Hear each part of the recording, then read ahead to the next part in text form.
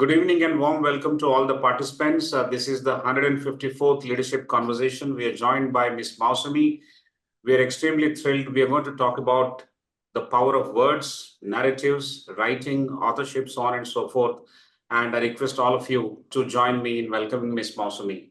Welcome, ma'am. Thank you for agreeing to speak on our platform. I'll do a brief introduction and then come back to you with a request to start your presentation. So let me share my screen in the meantime. This introduction and your opening talk, as I informed you earlier, will be for about 25 minutes or so, both put together. And after that, we will have our Q&A. And that Q&A will be in two clusters. And it will be more interactive, as has been the experience every time that we have had these sessions. This is the 154th session, as I mentioned just now. So we call these WiseViews Leadership Conversations. The power of words, crafting impactful narratives. This will be by Ms. Mousumi, as I said. I take this opportunity to introduce her. She's the CEO of GRIFFIN Publication India. She's an award-winning author and made several contributions to literature and entrepreneurship, which is very, very inspiring. As the founder director of GRIFFIN Publication, Ms. Mousumi has significantly impacted the literary world. She is the author of 8 books and has contributed to over 30 international anthologies. Her poetry has gained international acclaim, with her work being published in esteemed magazines and journals across USA, Tokyo, Philippines, Peru, Spain, Bangladesh, and more. Notably, her proficiency in Japanese forms of poetry has been highlighted in the anthology World Jogyoshi in Tokyo. I hope I'm pronouncing it properly. You can correct me later, ma'am. Her dedication extends beyond her professional achievements. Ms. Mousumi is a staunch advocate for youth and women empowerment, and she promotes the importance of language and literature through workshops and training sessions. She has been instrumental in publishing books for free to encourage budding authors and has sponsored the publication of a bilingual book showcasing Hindi poetry and stories alongside English counterparts. That's very interesting. She won many accolades. She has been awarded by the Gujarat Sahitya Academy on 2 consecutive Independence Days of India and has been honored with the prestigious Surya Gaurav Rashtriya Puraskar 2020 for her valuable contributions in global literary acumen, skill development training, and missionary services for the community. Recently, she received the World Literary Award from Union, I'm not able to pronounce this, but it's in Peru, in the memory of great Peruvian poet Cesar Abraham Vallejo. In 2018, she was recognized as one of India's most inspirational writers by the Indian Awaz. In 2023, Ms. Mousumi was honored with India's Prime Women Icon Award by Foxpro and the LOSD Excellence Award as a woman icon at Lord's Cricket Ground in London. She was also featured in a reputed coffee table magazine of London and honored at Oxford University and the London Houses of Parliament. Fantastic, ma'am. Thank you very much, and we are proud to have you here on this platform. Thank you for joining. I will also make a mention of your humanitarian efforts, social service. More importantly, you're continuing the legacy of late Dr. Nilakanta Shiva, an ISRO scientist, through benefits of books dedicated to health warriors. That's pretty interesting. As far as academic accomplishments, which are equally impressive, you hold a master's in English, psychology, mass comm, and journalism, BEd, IT, and CISCLT, and currently specializing in organizational industrial psychology. It's a huge canvas of learning and contribution, giving back to society, apart from excelling in the literary world. Thank you so much, ma'am. We have Professor Dr. R. Prasad, who has joined us. He's our Senior Director in Academic Wing at ICFAI Group. He brings 3 decades of rich experience. He is a professor and course mentor for the online MBA program. He holds a BTech from IIT Bombay and a PGDM from the prestigious IIM Kolkata. Welcome, Professor Prasad. Thank you so much for joining. And I'll now hand it over back to Ms. Mousumi. The floor is yours, ma'am, and we have 20 minutes to listen to you and understand the power of words and how to build narratives that are impactful. Over to you, and thank you. Good evening, everyone, and thank you so much for the kind introduction. I hope I'll be allowed to share my screen. Yes. All right. See, words are actually powerless until and unless we know to make them powerful. Otherwise, words are just lying in the dictionary. And it's told by Hawthorne. I'll just share my screen so that I don't take much time. When we speak about words, I just said that words are actually powerless until and unless we know how to, make them powerful. And Hawthorne said this wisely. Words are so, narratives are so powerful that, we can make good and evil both powerful. Now it's on to us. We accept the good or we accept the evil. So, with a positive note, that let us, use narratives to do something good for the society, for the nation, for our personal growth. And today, when we speak about the powerful impact of narratives, I would not go to the verbal, because when we speak about narratives, it includes everything. It includes verbal, written. But I would focus today on writing because it's a vast topic. So, first of all, this profound impact of narratives. First of all, we say the cultural preservation. Now, I remember recently I have edited a book and recently published. I saw Bharat in India, and that book actually portrays 3 states of Northeast. And, it is through the eyes of the traveler, the culture of 3 states are preserved. So it is, words are so, because when we visit, we watch, we see, we enjoy, we come back. But it is only through the power of narratives that you preserve what you see, you experience. And such is the power of language. And this is not today. If we remember, when even printing was established, our culture, our tradition was engraved in the rocks and the walls, all right, with symbols. But today, now, we have moved ahead. We have words, we have different languages, and we have scripts. Today, we can do wonders with this powerful weapon, and it can influence a society. I'll also give you an example here. When I received my Rashtriya Puraskar, it was specifically for a book called The Pride of Being Different. There, actually, that book could influence the society.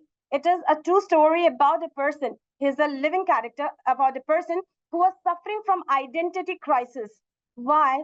Because he could not express his identity even to his family or to the society he was living in and the college he was studying. Believe me, that book actually gave justice to his identity. And after that book was published, his family accepted him.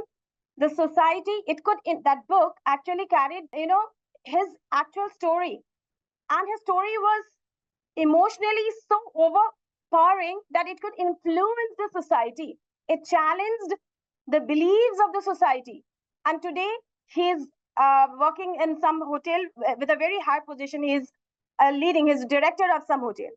So, see how the society with one book could be influenced. And today, we saved a life and we could give identity to a person who was suffering from that. And personal impact, when we speak about writing, when we speak about words, it is not only about the society, or it is not only about influencing the society, the nation. Actually, along with it, we are growing ourselves. We are, we are developing ourselves. You get an inner strength. I remember my first work was published when I was in the 3rd standard, and I was a revolutionary writer. And at that time, I realized that, this writing could lead me somewhere, and I can voice for the society. So the unvoiced can be voiced only through this narrative. Even if you speak, your speech today, I'm speaking, tomorrow you may just forget it. All right. But if it is somewhere we have engraved it, it becomes permanent, and it gives you the strength to fight further. So this personal impact actually comes at the first. When you get the personal strength through narratives, you have the strength to preserve your culture, you can influence your society. Above all, today, when we speak about the 21st century, actually, this power of narratives, power of words, it gives identity to our existence. Today, in this century, this of art of combining words into powerful narratives is highly sought after, because it is adding credibility to our identity. You are establishing your expertise and authority. If you are publishing regular articles, blogs, or books, You are building your reputation as an expert in the field. Today, maybe you are teaching in some, you are the director of an organization, or you're teaching in some university, or you are leading an organization. You are limited to that world. You are limited to your employees. You are limited, your knowledge is limited to the students, to the society you are in. But when you are putting forth, you are spreading whatever you know, you are sharing it through articles, blogs, or books, you have established your reputation as an expert in the field. So it is helping you in building your career and building, adding credibility to your identity. Otherwise, you are just establishing your existence in a society. And when thought leadership, when you have innovative ideas, why not put it ahead to the public, to the people? Otherwise, if you keep an idea to yourself, that idea is of no use. All right. So whatever ideas you have, solutions you have, you prove yourself to be a thought leader.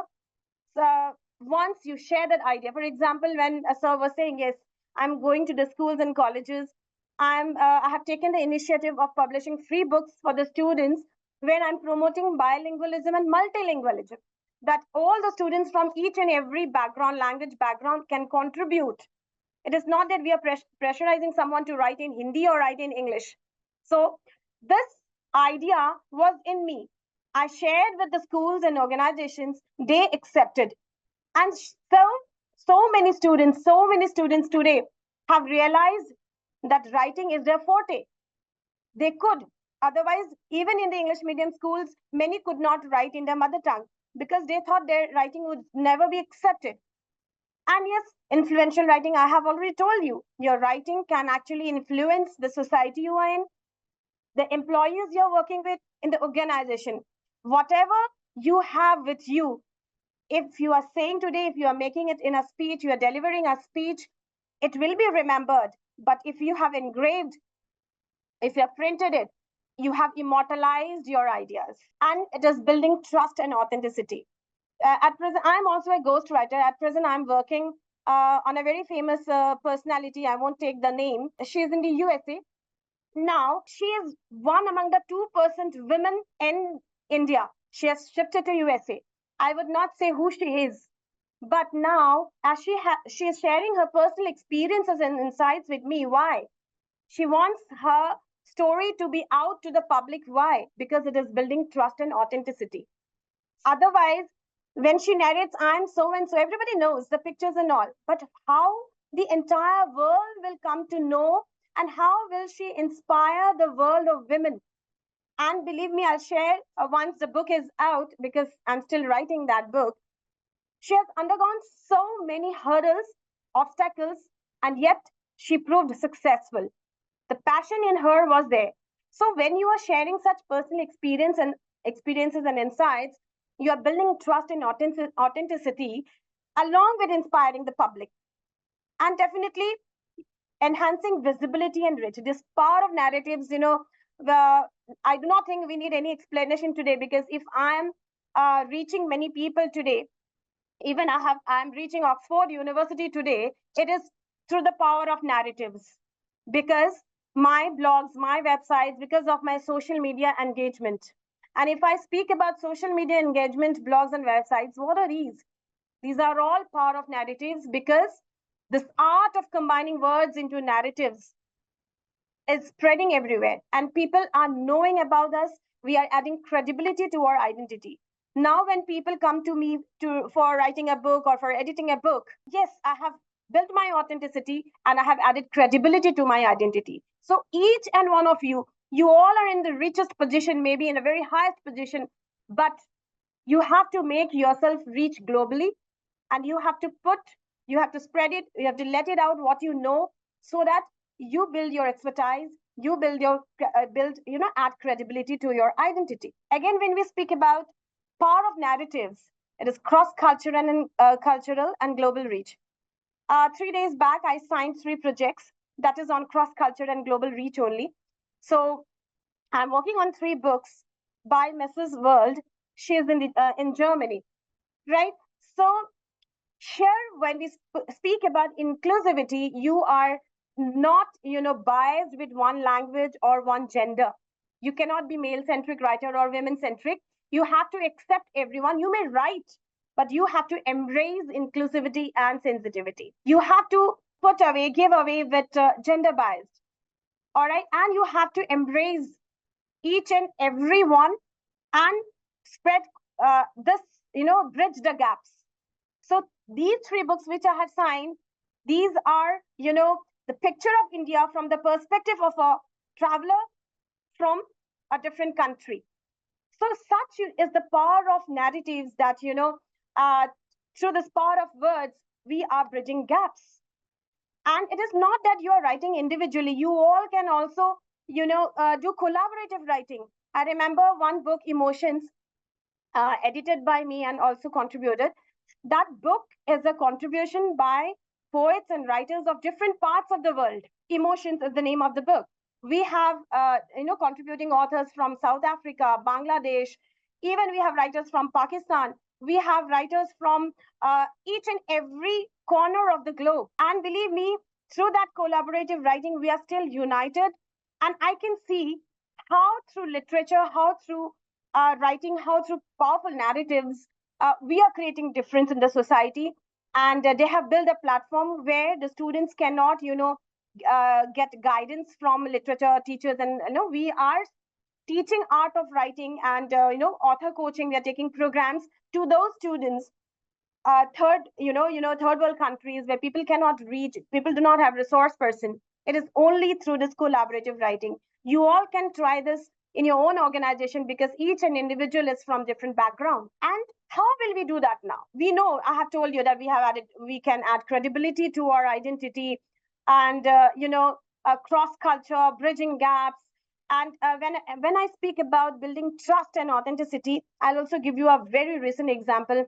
I was working on a book for Donald Trump, and his entire team was working. It was really a very difficult project for me, although we completed just last month.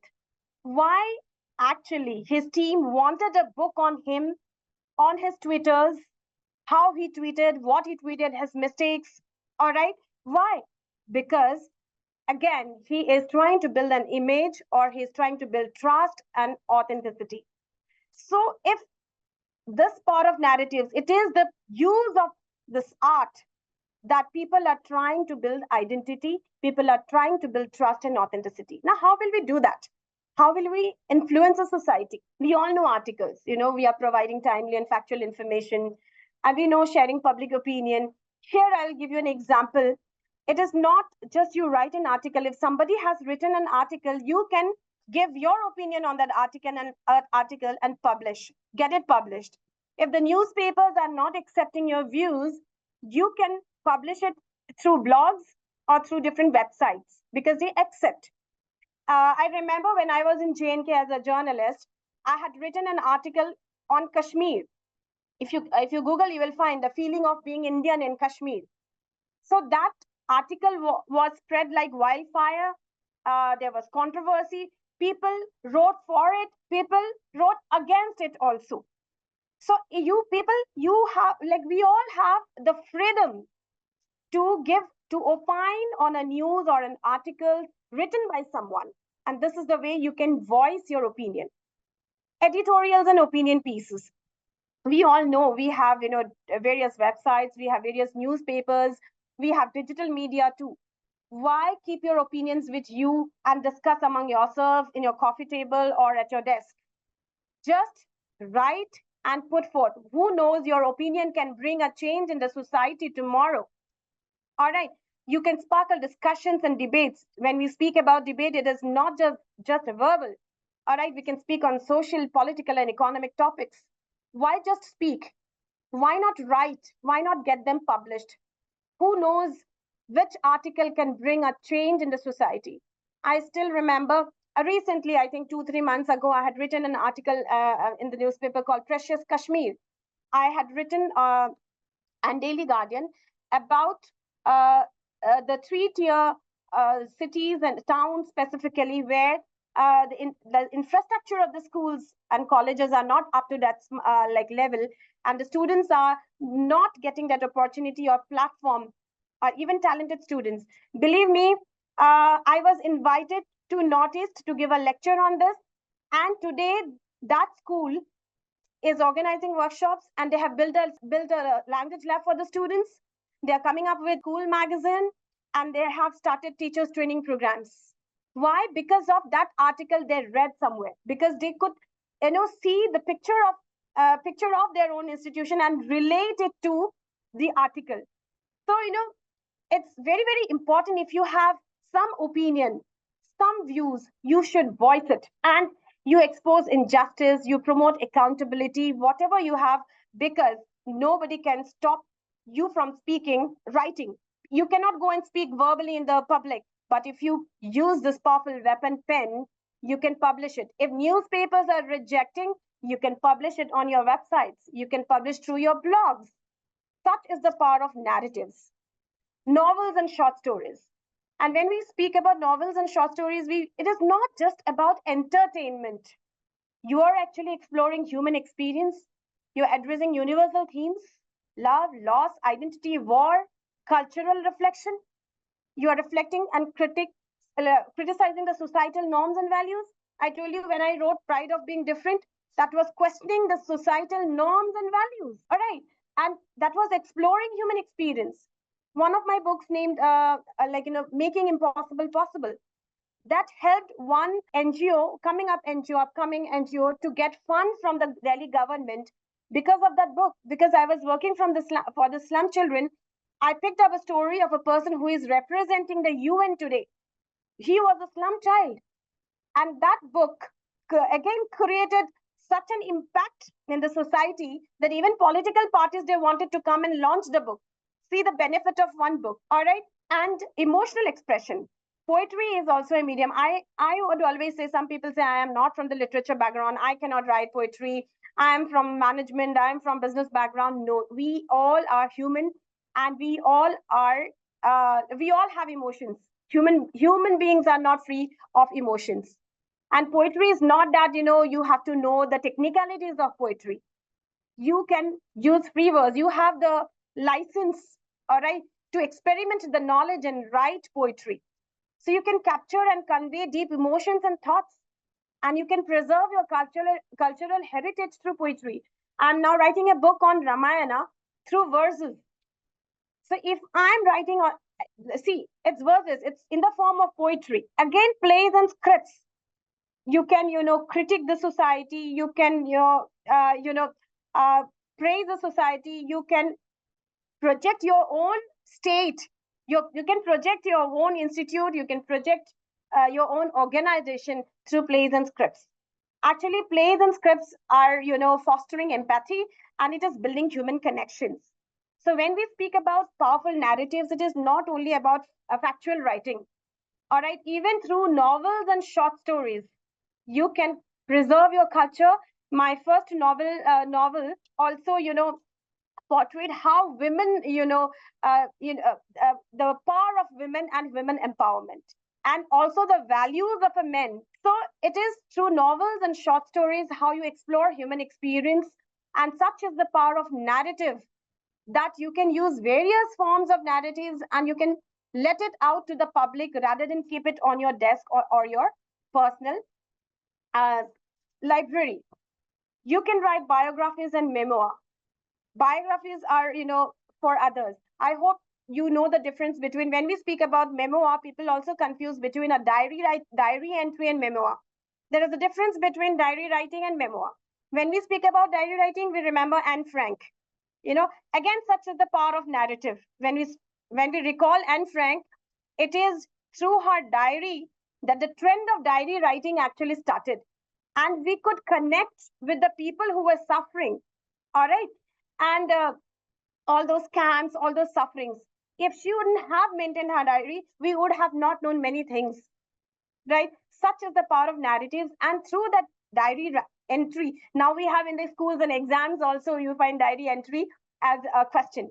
So how did it evolve actually? So, one little girl starts writing a diary, and, she suffers and she's no more, and her diary was published after her demise. Such is the power of narratives. If you put it in the form of writing, you are actually immortalizing yourself. You're immortalizing your name. And historical side, definitely. When she has written her diary, it also reflected history. Memoirs are what? Memoirs are not diary. Diaries are daily record.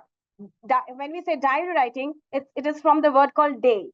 Memoirs are incidents, special incidents of your life. For example, my childhood, for example, my challenges or my university life, or just your challenges while reaching your success. So specific incidents of your life, and you are describing that in the form of memoir. So it is very important also, people, if like, you all are in a respectable position, you all are working, so it is very important. And you'll not believe now, but when you do it, when you write memoirs, when you get them published, you will realize one day that your memoir has added more to your identity than other books. Try writing memoirs. It will really create a difference, and one memoir can influence many. And essays and articles, we all know about it. We need to encourage critical thinking, analyzing various topics, and contributing to discussions on cultural, social, political issues, not only verbally, but through writing.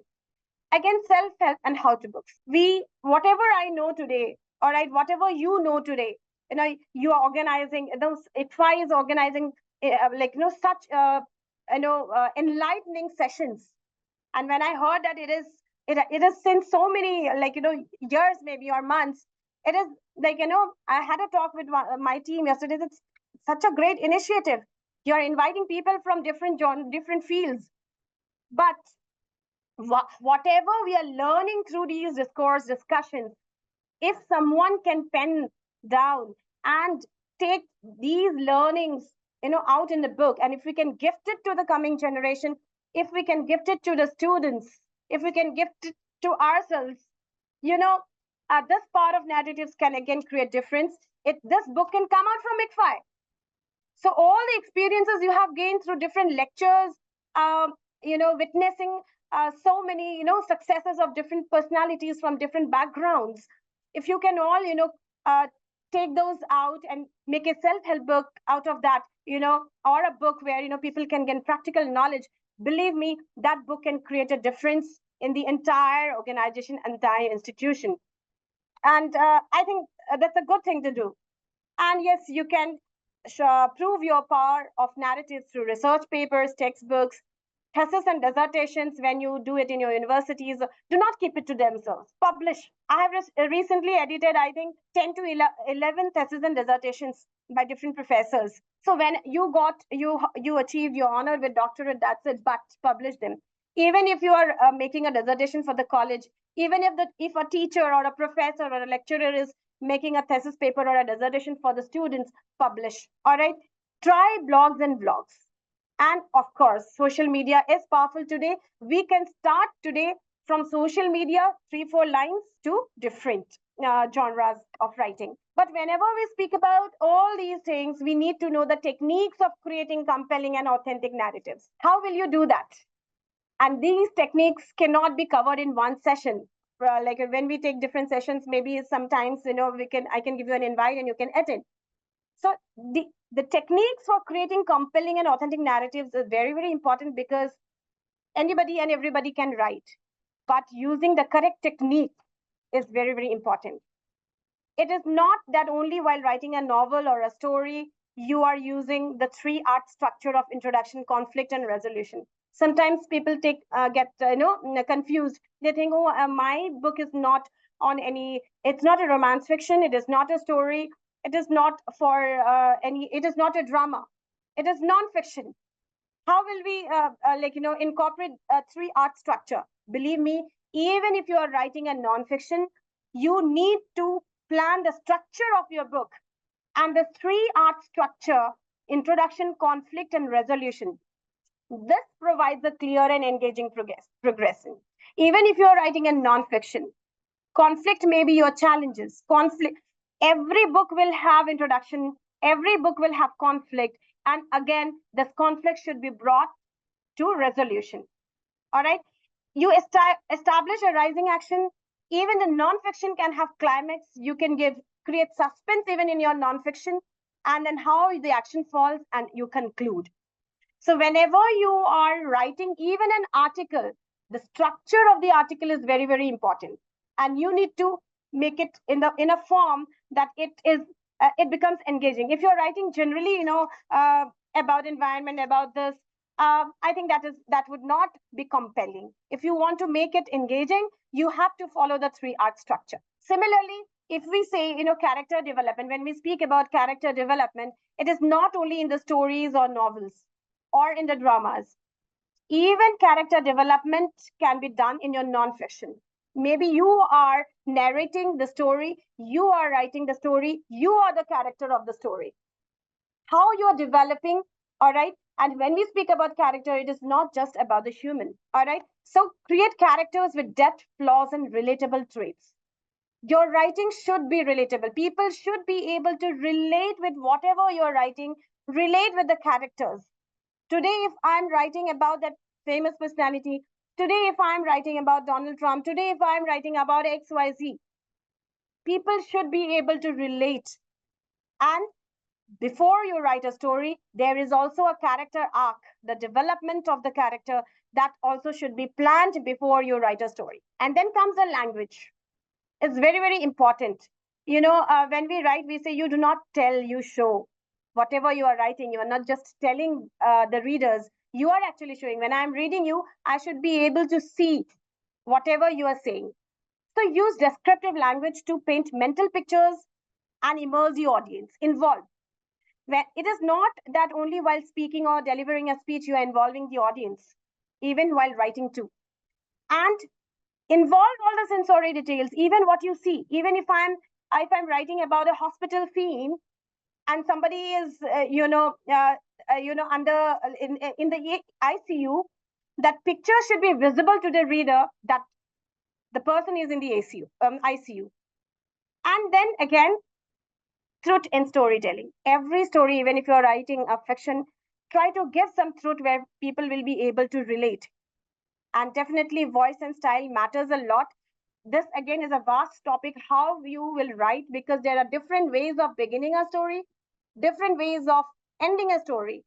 You can start with a setting, you can start with a character, you can start with flashback. Again, there are ends. You can end the story with a quote, you can end a story with the beginning, or you can make it we say postmodern way of ending a story.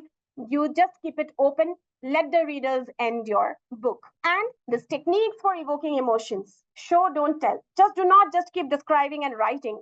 Show emotions through actions, dialogue, and that is why I said sensory details rather than merely stating them. Just do not say that it's raining. Just do not say that the person is in the ICU. Do not say that the students are witnessing or listening to a session. You have to give the sensory details in such that I am watching a movie. Your book should be a picture to the audience, to the readers. And you can use metaphors and similes, all figurative languages, but that too in limit. And try to incorporate conflict and tension to evoke emotions. The suspense, the fear, and excitement. Even if you're writing a self help book, you can add one chapter with questions where the readers may have different questions in the mind after reading your book. What if this? What if that? Till chapter 5, they have not got any answers, and the curiosity is rising. Yes, the reader is able to relate to whatever you are saying, and the conflict and tension is increasing, and they are looking for a solution. So you have to play with the emotions of the readers so that they become curious to turn the pages and read whatever you have written. So I'm not elaborating everything because time constraints.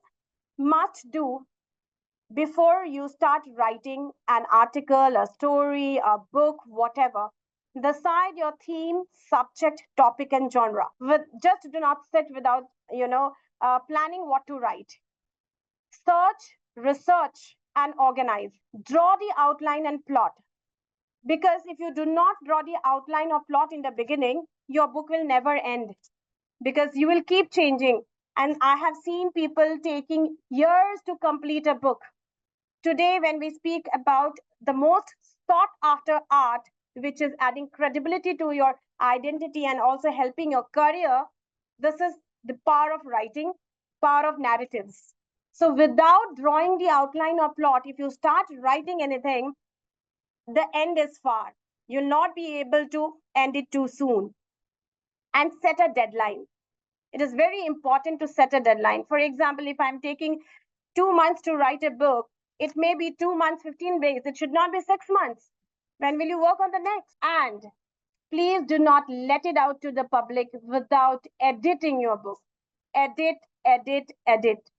You keep on editing till the time you find that your narrative is perfect. We receive so many, scripts in a day that it becomes difficult to accept because we cannot publish anything and everything given by writers, right? And many we find, I'll tell you, this editing is such an important part when you write, because today, see, because I'm myself an author, I understand the value of editing. I'm editing a script and publishing it. But if you give to other, commercial publishing houses, they will not see if your book is edited or not. It only matters you pay them and you get published. But ultimately, they have published thousands of books. Nobody will question them about your book.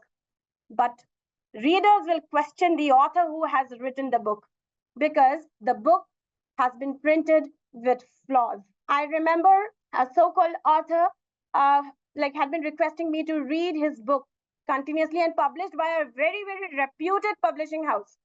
He said, please read the book. I received the book. I marked the book with red pen and I returned to the author and I requested him, please edit your book and then get it published and then send it to me. So because I was reading as a reader, and when I find the flaws, when you have language errors, you are again questioning your credibility. You are just writing for the sake of writing. And when you are editing, many people nowadays, they are using Grammarly. And let me tell you, when you are writing a fictional story, Grammarly can help you in correcting basic grammar. But if you're using, because whenever you're writing a book, you are using standard form of language, you are beautifying your language, you are using some complex sentences too, but Grammarly will not accept. And I remember receiving 2-3 books which I had to rewrite completely because the entire script was edited on Grammarly. So what Grammarly did, it changed the entire meaning of the emotions portrayed by the author. What, as an editor, I had to do? I had to rewrite the entire book. So it is very important. Take help of a professional editor.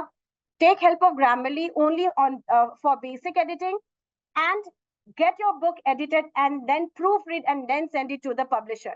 And when the publisher designs your book, please take the script again for proofreading before you let the publisher print your book. This is very, very important because I have seen many books with errors. Must not. Never avoid plagiarism. Nowadays, plagiarism has become very, very easy. So Amazon has also become very, very careful. You cannot publish your ebook if your sentences or if your content is copied from someone or some other article. Remember, you can use AI ChatGPT to research. Please do not copy paste your ChatGPT or your AI language in your books, because recently we rejected 6 to 7 books. The language was thoroughly ChatGPT, and nowadays ChatGPT language can be detected. You need to take ideas. You can use ChatGPT or AI for your research, but you need to, otherwise that emotions again will be missing when we speak about powerful narratives. So it's very, very important, even if you're researching or taking ideas from AI, please give it the human touch, give your touch. And this is the way you can actually, put forth your emotions and make your emotions alive. Avoid using too many jargons, and do not make your publication haste. Do not hurry to get your book published. Recently, I was actually publishing a book for the vice president of Geo, Mumbai. So it was only through haste publication because the author was traveling and she wanted the book to get published in a hurry. And when you are, what happens when you hurry to publish a book? You avoid proofreading. And she found forewords were missing. So many things were missing. And once your book is printed. So again, you waste time, you reprint it, republish it. It's a hassle. Take your time, write, research, edit, and then proofread, and then give it. Please do not neglect revisions.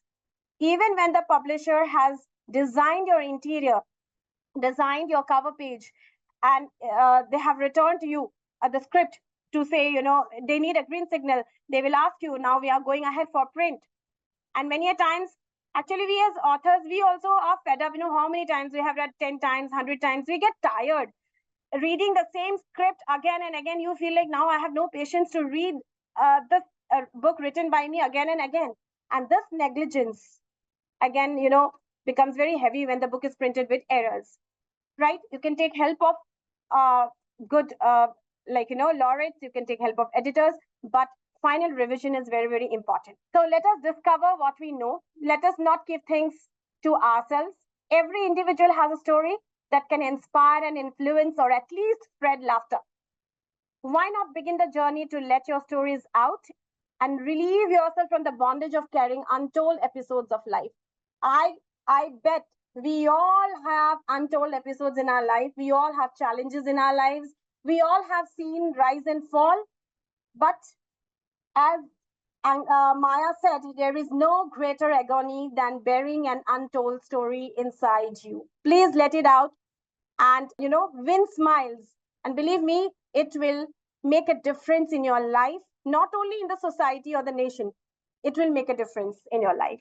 Thank you so much. Thank you, ma'am. Thank you very much. That's a very detailed introduction, although it has taken more time than we expected, into the power of narratives, writing, and how these writings and narratives can help us. In simple language, why do we write? Why do we have to write is well explained by you. It finds feet for various ideas and opinions, and it moves out of yourself.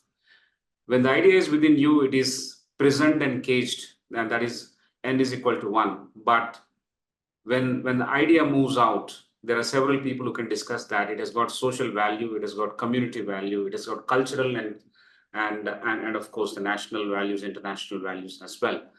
So the why is extremely important. What can we write? You have explained very nicely, and how we can write. More than ever before, today we have more formats of writing, genres aided by technology, so on and so forth.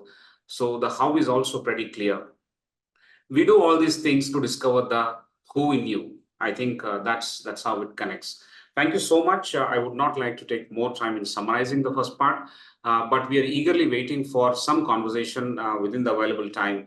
Hopefully, we'll have a couple of questions from both the clusters. Over to Professor Prasad to come in. Thank you, Professor Rao. This is a very important topic, and I think not just for the to-do part, how to do part that you have very well introduced. For us, it's also, the background of the person that you are, in the industry that you are, and coming from places that you come from, and then trying to do what you're trying to do, and having done what you've done. There is a story there for Indians. There's a story there for women. And there's a story which also connects to a lot of other things which is happening with Bharat. I think that is what is one of the things which I am able to appreciate when I've been listening to you. I'll come to the questions. The first one, ma'am, is connected to what I just said. We'd like to know more about your business or venture, GRIFFIN, in this context. What is its purpose and potential for a country like India? How do you organize it? A lot of people listening, and many such things need to be done in our country. Yes, ma'am. See, first of all, let me tell you, GRIFFIN Publications started with a social motive, actually. I was working as a journalist, then chief editor to many publishing houses. I could see how, publishing houses used to, they still do, turn down even good scripts if the person is not well known, if the person has no social media presence. And because, every publishing house will see profit. Your book will not get sold. Why will we publish? It's all profit motive. So they used to ask so many things. And I used to see how, in the name of publishing, many students and people who could write word deprived, their scripts were not accepted. Even professors, I still remember there are highly educated professors, their books couldn't, their scripts were not accepted. So I started GRIFFIN. I left my editing role in the publishing houses, and I thought I will give a platform to genuine writing, no matter the person is popular or not. All right. Of course, there are publishing fee. Definitely, there should be a fee. Otherwise, how will the print go? How will I pay my team? But there is a discount to the women writers. There is a discount to students, and free publishing for the students who cannot pay, those who do not have parental support or guidance. For example, when you go to the schools, we find this time I went to a very interior school, and I found students, they have talent in them, but they do not even know that their writings could be published. They do not even know how to approach. So GRIFFIN started with the motto that let us give a platform to each and everyone who can write. And if the content is strong, we edit and we then publish. Without editing, we do not publish. And we publish books, we make it available globally. And we also run authorship programs, author coach programs. So the students or the people, not only students, many even the professionals, those who want to take author programs, author coach programs, they take. There are charges for that. And then we have editing services. We edit books. We have an editorial team, although every book passes my eyes because I'm a great critic. Actually, I do not know how to say, because I don't like books to get printed with flaws. And I will discard all the 30 to 30 books. I have recently done it. 30 books were 100 books were published, and the cover page, there was one single error in the cover page, and I just took out all the cover. No, because when we give something to the readers, we should give everything correct, so that nobody can question. So this is the business what we do, and we go and take workshops in different many schools and colleges, universities. They pay for the workshops, and many again interior, we do social service. We do not charge for the schools, government schools, and the schools in the interior parts. This is the business actually. Excellent, ma'am. Excellent. I think you started with a social motto, and I can see that it has got a social motto. It's not. Of course, you need to take care of the team, and so you need to have a revenue model, and you have elaborated on how that happens. But clearly, I think you've come up with something which is disruptive to those who are traditionally publishing, and I hope you do well on that. I go to the next question, ma'am. Indian knowledge system, this is a topic we had in one or two seminars before, is something where there are a lot of untold stories. You hear, different versions, but then there's no, obviously because of our culture, the documentation is also not there. But then we know that Indian knowledge systems have provided solutions to a number of problems since centuries. Experiences which are shared. Maybe there is no evidence in the way science puts it, but there are a lot of experiences which are shared. However, documentation of its efficacy has been scanty. It's not been there. Now, the current narratives to build participation and documentation on this topic, they've just begun. They are not strong. And a lot of, when somebody puts something up, there's automatically a criticism for the other side because of the manner in which the narrative has been put. So you've got problems both sides, because people need to finally accept your narrative. At least, you need to find some middle ground. How would you suggest this be done? See, criticisms today at this, when we speak about the present time, yes, criticisms are there. Criticisms will be there. But, if you are documenting and we are publishing, I'll not say that I am rejecting everything, but we put a disclaimer that it is the authors. But let the public know, because my perspective may be different from your perspective. The world I have seen must have been seen in a different way by you, through your eyes. So you have the right to voice your views. I have the right to voice my views. But yes, the system is such, because recently we found, you must have heard, a very well-known, reputed publishing house has been shut down. Why has it been shut down? It is because the power of voice, you say power of voice, or the views did not match, or the views were not accepted. All right. Now, how should you do that? All right. Now you need to play here diplomatically sometimes. All right. Now I was publishing, I told you, I was working on a book for Donald Trump. It's not that I am not for any political parties. I'm not for any political leaders. I'm working as an individual for every individual of the country and of the world. So I'm publishing books from all the countries. I cannot say today that I will not write on Donald Trump. I cannot say I will not publish his book, although in the US, nobody is publishing his book. He has been rejected. His book has been rejected. That is why he is coming to India. And that is why his team is here trying to publish that book on Twitter, his tweets. So I clearly told, yes, I will work. That's a work for me. And that is his version. That is his social media handler who was in jail. He came out and he worked and he mastered in social manager. He took PhD in social media manager. And now he worked on that book with me, with one team. So it is his perspective and he has the right to voice his views. So we clearly write in our books, we put a disclaimer, but we do publish because I think every individual has the right to voice their views. But yes, it is very difficult that everybody will accept it. You can do it through blogs. I do not think if you are running a website or running a particular blog, anybody will question you. Social media is such a powerful medium today that nobody can easily shut you down also. So if you have such documentation, if you have such views, if you have really collected, with proof or without proof, or you have those views, you can definitely combine them or put it in the form of a narrative in a written form, and you can get that published. Traditionally, it would be very, very difficult. Excellent, ma'am. You've given some very good suggestions. I think first is that you do need to publish, and there are avenues like GRIFFIN, which will look at it and do the needful, disclaimer being one of them, and perhaps some level of diplomacy.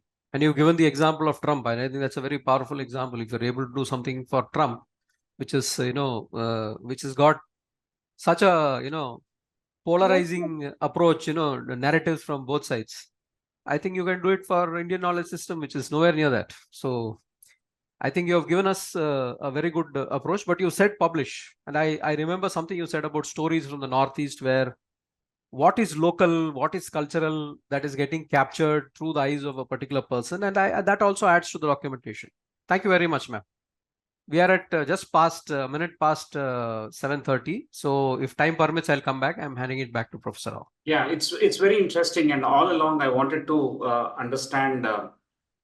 I'll make a comment and then I'll go to the question. The comment I'm making is that your own journey is very inspiring, coming from a small town and weaving your success so nicely, craftfully, and being an inspiring leader to many others, urging them, encouraging them, motivating them to actually write, publish, and take those ideas to the world, those voices to be heard. I think you are providing a platform. That's very, very interesting.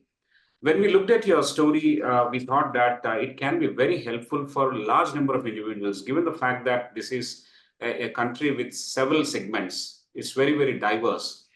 We need more voices. We need more platforms like you people helping many more people to actually come out and speak and then write, document, publish, share, and then get inspired. So this is a very nice virtuous cycle that you have been part of. Therefore, we appreciate your presence and your value. We value your time here.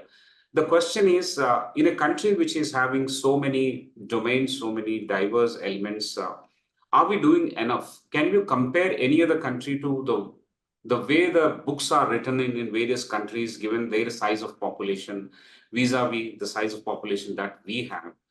Are we doing enough? Are there any stats? Do we have any comparison that is possible to say that, yeah, we are a writing country, or we are a publishing country, or we are a country where we have exercised our right to voice our ideas and opinions?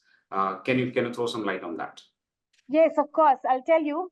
I don't know. We are not aware, but if we really forget about data, if we really see, India has got the largest number of writers, authors, but one thing is there, we have no readers. Right? I'll tell you a fact. I'm a member of a writing organization, international writing organization, Motivational Strips. We have millions of writers in that group from different countries of the world, right? And so many books in a day, but When we come to the calculation of readers, there are no readers. But if you go to the other US and UK specifically, you have readers. If you have written a book, your book will be sold, people will read. But in India, this is what we need. We need to encourage reading as well as writing. We are encouraging writing, no doubt. You'll find today everybody is writing. Everybody is writing nowadays. Every businessman is writing. Every professor is writing. Every doctor is writing. Everybody has a book today. Sir, I have written more than 100 books as a ghostwriter. Let me tell you, everybody is writing from different fields. They are authors, after all. Everybody has a book. Sports people are writing. Bollywood stars are writing. So we can't say we don't have writers. We have writers, but we need readers so that the writers are encouraged to write. And there are writers, they begin writing, but when they find that because we do not have patience, when we see that our first book is not doing good, many get discouraged. They said, my book is not doing well, and what will I do by writing the second? But we forget that J.K. Rowling, when we read J.K. Rowling today, her book was rejected so many times, and she even, nobody knew that her book would be popular. Right. So we need to have the spirit in us. Writing should not stop, no matter it is read or not. One thing which is again a discouraging factor is everything is now related to business. So if you have written a book, sir, if you do not market it well, if you do not invest in your book, your book will not reach the readers. Your book will not reach public. That is very, very important. In the earlier days, if we find when people used to write books, readers used to read and write reviews on Amazon. And people used to reviews and write letters to the authors, and they used to appreciate.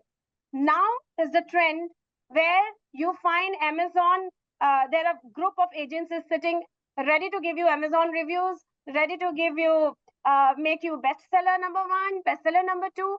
So what is this? Culture is somewhere actually not encouraging the right kind of people who are, because if XYZ is a laureate, he's a professor, but he doesn't want to invest, he doesn't know what marketing is. Many people do not know. Actually, there should be a session on marketing on books also, because many people do not know that how to market a book in a proper way so that the book reach the public. So there are writers, sir. There are writers, but the books are not able to reach the right public or the right readers because we have this agency called marketing today. If you market your book well, your book will reach the public. This is the actual scene. Fantastic. Thank you, ma'am. The fact is reassuring that we have many writers. There are many forms of writing and many writers as well. But we don't have enough readers. So the reading habit has to be jacked up. We need to do something about the reading habit as well. We might also find buyers, but see, writers moving their books to buyers. Buyers actually reading is another very important step. You buy and keep in your shelf to flaunt. And when we come on these online sessions, behind us, we put a lot of books, a rack of books in your library, and then we flaunt. We find these habits as well catching up. But reading itself has to be caught up. I think we need to identify many more ways to make people read. Maybe writers also will have to think about how do we compel people to read. Unless and until it is a self-guided or self-motivated segment of people who read your books, how can your book be taken forward? Of course, marketing will help. Of course, writers like you should work with good business schools like ICFAI Business School, where we can devise methods of marketing the books and then reach out to a large number of young and first generation writers who can actually look at the visibility of where the book is reaching, and then they'll be further encouraged by next generation of writers and further new generations of writers as well. So I see a lot of possibility here. Very, very interesting is that you have zero tolerance for flaws as a publisher, as an editor, as a writer. That's a very interesting standard to go by. All of us do that. And even we have published a book on the WiseViews platform. Whatever learnings we have distilled, we have put that in the form of a book. We have been helped by Professor Ved Purishwar, who does summaries for all these sessions. The recording is looked at and a summary is made, and that summary is all the summaries put together. We have published and we have shared with various education institutions. We have distributed free to academic leaders and corporate leaders so that they can keep that with them. Again, from the shelf, it has to go to their desk, and from the desk, it has to go into their mind when they read. That's what we expect. But the learnings are very important. The learnings can continue. Books like this, when we publish, there's no sequence to read. You can pick up any leader and read randomly. If that interests you, a sector or a domain is interesting, you can go ahead and read that particular chapter and read the other chapters whenever you can. It is not consequential. It is not in sequence that you can read. I take that suggestion from you. It's a wonderful suggestion that you have given, but we have started doing that. We can produce more books, and the writing is in the works. We are also a bit lazy, I admit, but the writing has to move forward. Some people like you should encourage us to take this forward. I'm sure people who have joined for this session will definitely contact you. They have many questions to ask you. I'll just open the mic for one person so that we can take that question, and after that we can wrap it up. Your introduction was detailed. That's where we have understood the techniques part of it. I am inviting Dr. Chitra Sharma to ask her question. Over to you, Dr. Chitra. Okay, the question I will raise before she finds time to voice her question. The question. Very good evening, sir. Very good evening, Sudhakar sir, and very good evening, ma'am. First of all, I'm little bit today not what I say. I'm not getting that word because I missed your session today. Joined late, though this topic was very important for me. I have put reminder also, but due to some family problem, I could not join. I missed. I'll ask Sudhakar sir if he could arrange the recordings of the session so that we can later on have the benefit of that. It's possible. So my question is just regarding that, ma'am, I just completed my PhD. I just want to write a book based upon what my findings and all was there. So do you publish these type of books also? If I want to publish the book based on my research and all, because you might be having some area specific or target audience like that. No, we publish all kinds, all genres, even dissertation. I told you we are working on thesis papers also. We also invite professors to research. We also publish research papers. So if you have done your PhD, if you have a paper with you, your studies, your research and all, you can compile it. It is already compiled, but you can structure it in the form of a book.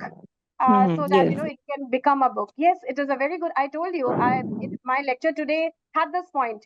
If you have because I was not there in the session, so that's why not able to got. Okay, so the answer is you can publish with GRIFFIN as well.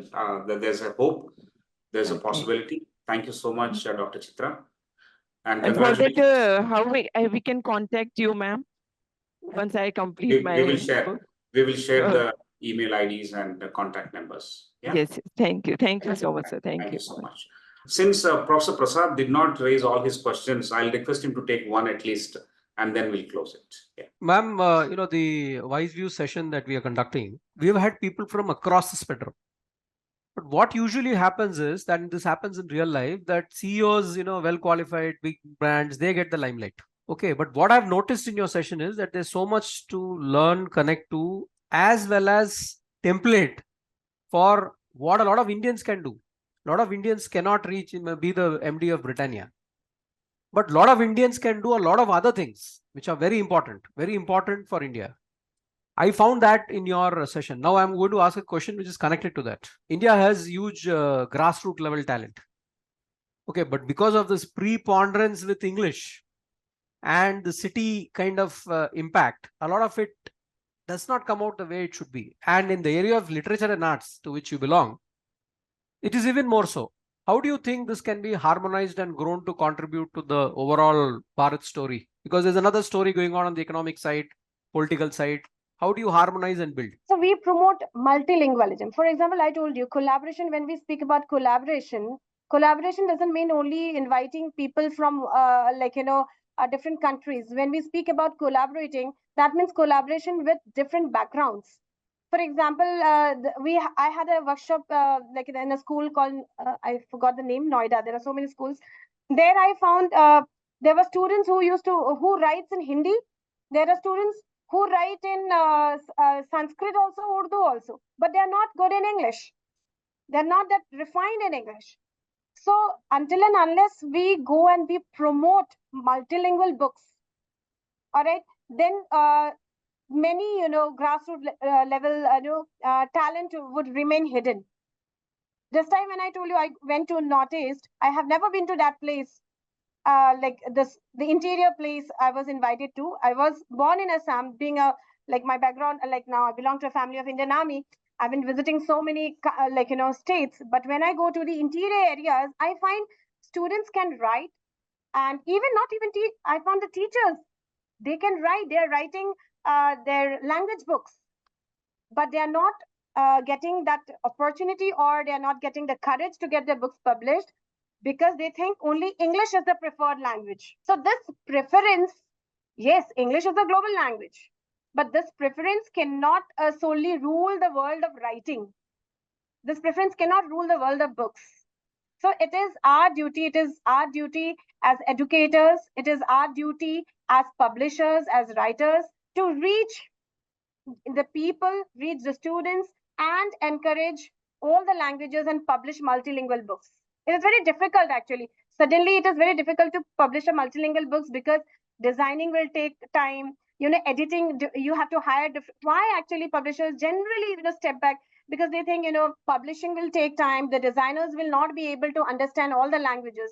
But it is the duty of the publishers to arrange, because if we are into the publishing industry and if we are terming ourselves as international publishers, first of all, let us be Indian publishers, and let us have editors of all the languages. I have a Gujarati editor also. I have managed, because I know this translation. Yes, translation is also a very, very important way to promote all languages. For example, this time I have published Padma Shri. He is again a very popular retired journalist and a writer. He comes on in television. I know Vishnu sir. You will find that his book, I have published his poetry book. Now his book is translated into Marathi. All right. Now he is asking me to publish in English. So it is our duty to promote and find translators, or promote multilingual books. And anthologies are the best way to promote multilingual, promote all the languages. So as a school, as a university, as a college, as a publisher, we all can do this. We can take out, for example, ICFAI can take out anthologies for all the students. One anthology every year. All the students can, interested students can write in their languages, and that book can be published. So anybody can write in any language, and that book becomes a multilingual book. So we have to find out ways to promote all the languages, and this is how we will take out the actual talents. And translation, again, if we have good books, I think books should be translated into many languages. We can all do that. You have given some very excellent ideas, ma'am, which are useful even to us. For instance, even in student groups, particularly in the program, and I'm immediately remembering what the program we run on online MBA. There are people who've got strength on experience. There are people who've got strength on ideas, and there are people who've got strength on language. Sometimes the person who's got good on one is not good on the language side. It's not good on articulating it. So this collaboration idea is a fantastic idea. Your translation idea also fits in there. Your multilingualism also has, I think these are very wonderful ideas which can actually get implemented through proper frameworks, even in university, because many times those who don't know English, they're not projected properly. Perhaps some of these ideas can be taken, and then that will get showcased. Excellent, ma'am. Excellent. Thank you very much. Back to Professor Rao. Great. India is a land of multiple languages and therefore multiple stories that are inborn in our journey for many years and centuries. Indian knowledge systems to be reflected, celebrated, and used in the current times also will find multilingualism as a great opportunity, great tool to unearth or bring them to surface and use it for the current times. That's a fantastic thing. We have heard this from the esteemed Vice Chancellor of Jawaharlal Nehru University recently on our show. She was talking about multilingualism, making sure that children and everyone learn more than one language.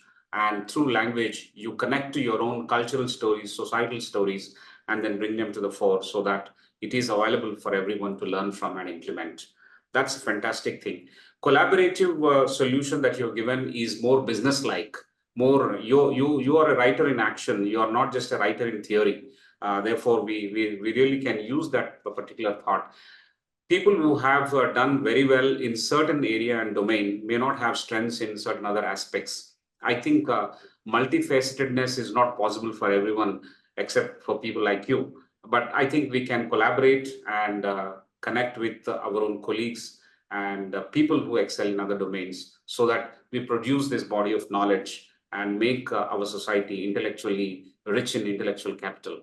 I think, as you have also mentioned earlier, we are doing a lot, but I think there's a lot of room for us to do while constantly worrying and working on the fact that our reading has to improve. More than ever before, our hope for writing, our possibilities for writing, not just among corporates, not just among teachers or faculty members, but everyone who is generally thinking about the society, about the country, what's happening. I think they will all have to find an opportunity to write. And if publishers like you help them, I think it will be a great service. You're already doing great. And I'm sure you need to be popularized. You need to be made available to a large number of people. I'll tell you one thing, ma'am. ICFAI is a very large educational institution for over the last 4 decades. We are present in multiple cities. We have a format of education that caters to the metros, and we have a large format education that caters to the unmetros. Our universities are in unmetro locations. Our business schools are in metro locations. You'll be very happy to know that we have 5 universities in Northeast: Meghalaya, Mizoram, Nagaland, Tripura, Sikkim. And then we have universities in Raipur, Ranchi, Himachal, Dehradun, of course, Hyderabad, Jaipur, Bangalore, so on and so forth. Business schools in all the big metros, all the 8, 9 metros that we have. So we have students who come from various parts of the country. We have teachers who come from various parts of the country, and we have to take this goodness and the essence of this country back into these different pockets. It can never be centralized. It can never be standardized. If anyone understands India better, it is we. And we are also a publishing house. We have ICFAI University Publications, IUP Press, and we publish several journals, several magazines. We have published several books of various distinguished individuals, our own professors. We will publish your book also, ma'am. And we request you to publish 100 books of ours. We'll publish probably 1 book of yours. The idea I'm trying to share here is that we are into that, but leaders like you can help us propel and move faster. And all our esteemed members who have joined today have definitely gained a hope that we can publish with you. We can learn several things from your own journey. And that was the precise purpose of bringing you on WiseViews platform. On behalf of everyone, I would like to thank you, ma'am, for your valuable time and expertise. I think we will also find opportunities to interact with you more in person. You may be in Northeast, you may be in Pune, you may be in any part of the country. We are there. So we'll request you to come and touch base with our students, how young thinkers can be converted into impressive and impactful writers. I think that responsibility we will have to share with you, and we'll invite you in our journey to do that as well. Thank you, ma'am. Thank you so much. Thank you, sir. I want to also thank all the participants for joining and raising wonderful questions this evening. We'll see you again on Friday at 6:30 p.m. That will be the 155th session with yet another leader. We will share the communication with you. You can register and join. Till then, browse more about GRIFFIN publication, more about Miss Mousumi Kalita Sachdeva. She is a wonderful young leader who has beaten the hurdles that are associated with small town. Majority of us are small town. This country is small town. So therefore, you are a hope for this country. That's what I was trying to pitch throughout. Read more about her books and publications, and we get inspired, and we also follow the line. So thank you all. See you next week. Good night.